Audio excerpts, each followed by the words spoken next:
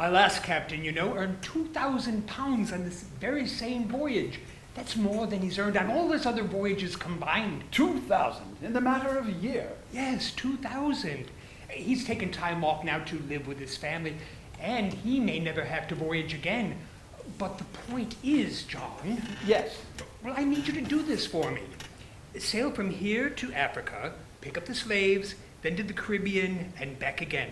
1 year's voyage, and you'll be a rich man. Well, I don't see how any man in his right mind could possibly turn this down. Now, just a moment. My musical compositions have come a long way recently. They may someday be as lucrative as this deal you're offering. Come now, John, that old hobby, that is a fantasy. This is man's work I offer, respectable work. Well, do you really think you can earn your living as a singing harlot? But the route is dangerous. You know that. And at some point I'd like to start a family, settle down, purchase slaves of my own. But this is the perfect opportunity to get started. It is a great deal of money, I'll grant you that. But the risk is real, Smith. You are an expert captain. You have no trouble. A single trip. I'll provide the ship and the crew, and you will give me 1 year. Oh, only a year? Yes, but at the end of that year, you'll have everything you need to start your family, buy some slaves. I suppose that's true. Well, that's exactly what my last captain did, and think of his prosperity. God, I don't know. Don't think about the risk. Think about the profits. 2,000, you said? Indeed.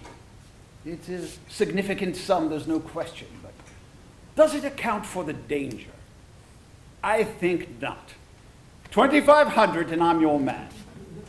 You've told me the value of your cargo, so I know you can spare the extra 500. I suppose that's fair, John. 2,500 it is. Very well then, we have a deal. Excellent. And you'll not be sorry that you didn't turn this down. It's unlike your other piddling voyages of the past. This one is real business, and you shall soon have real wealth. You're right. I welcome the opportunity. Good, good. And thank you for offering such irresistible profits. You were right, no man in his right mind could have turned it down. Well, I think I know you well enough, John, and every man has his price. Very well. I shall visit you again next week, and we can attend to the details. Oh, I'm so sorry. Get away from me, you Let me help, sir. No! Can you do nothing right? John, I apologize for this clumsy lout. I'm sorry. No. Just go off. Listen to the man. Did you not hear him the first time? John, can I offer you a new shirt? Oh, no, it's not your fault. But if that were my slave, my God, I'd have him whipped. I assure you, he will be justly punished. And you shall not have to cast your eyes upon the likes of him again. Very well, then. Until next week.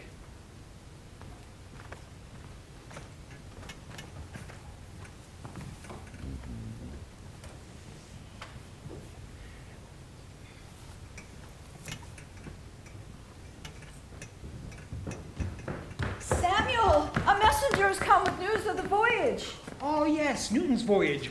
Good news, I presume. Had they arrived at the Caribbean? Go on, my dear, what is it? The messenger has brought news of a storm, a bad one. Yes, and? Newton was on the second leg of his journey from Africa to the Caribbean, less than 100 miles from port, and the ship, it was utterly destroyed. All your cargo lost. And what of my crew? Well, I'm not sure, but I assume they were lost as well. Is this some sick joke that Newton has asked you to play on me? Oh, no, Samuel, I'm afraid not. But he is ranked as one of the finest sailors to sail under the British flag. How could he have lost my ship and my cargo? I honestly don't know, dear. And what of Newton?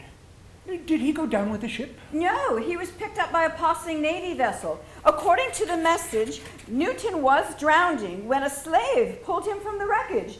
The slave drowned shortly afterwards, and as for Newton, he is on his way back here to London. If he were a true captain, he would have finished the job or drowned himself.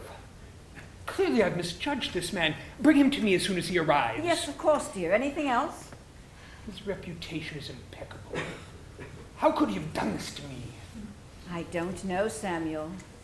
Of course you don't, my dear. But do you realize the capital I invested on that ship and cargo? Half of everything I own. Half. I'm at a loss for words, darling.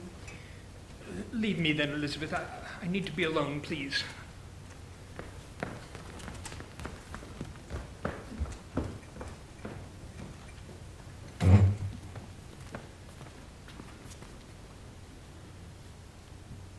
Look up at me, man, and make an account of yourself.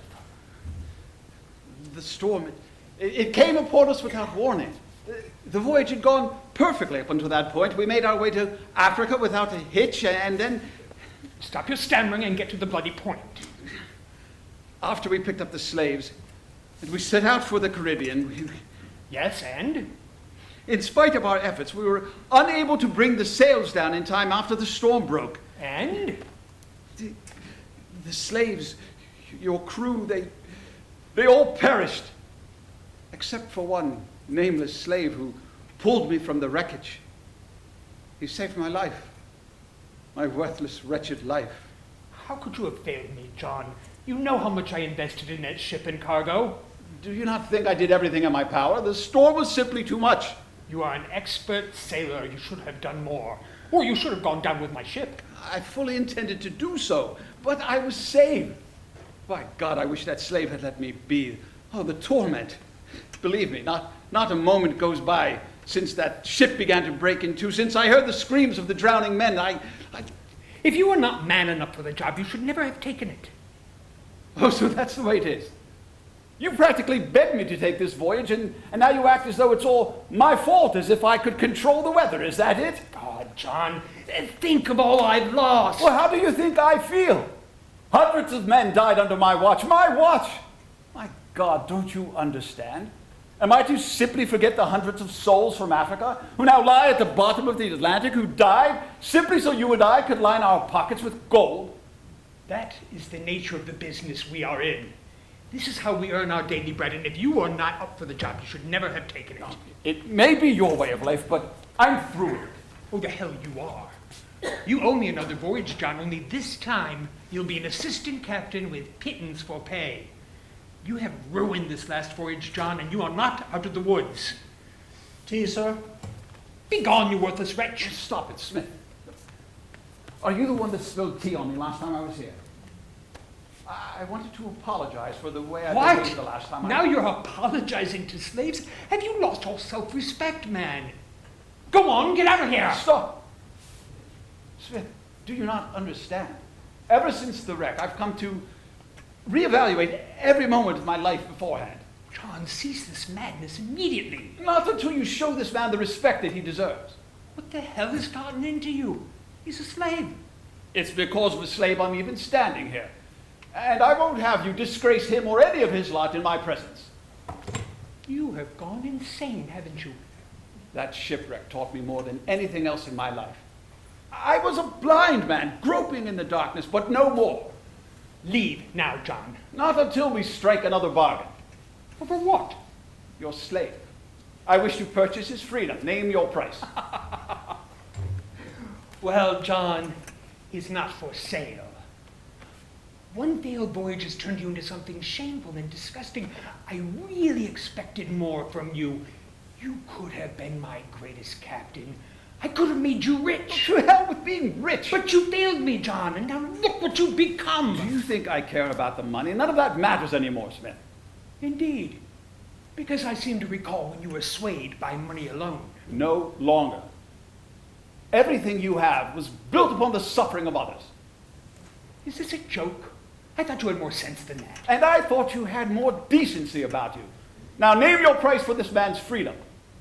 You get out of my sight and you go to hell. Too late, Smith. I've already been there.